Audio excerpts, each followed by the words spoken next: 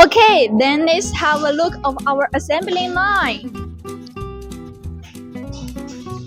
It's assembling the chainrings and cranks with the torque wrenches.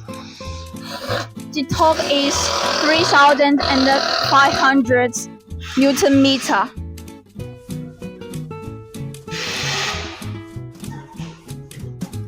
We use torque wrenches to make sure no human error, because displays and wheels are very important.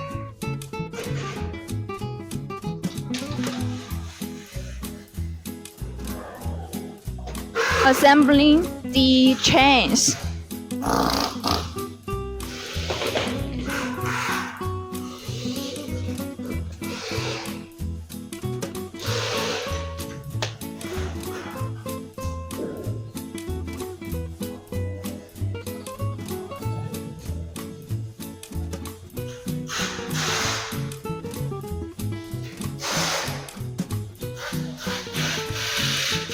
So as the wheels, we also assembling the wheels with torque wrenches, and the torque is 4,500 Newton meter.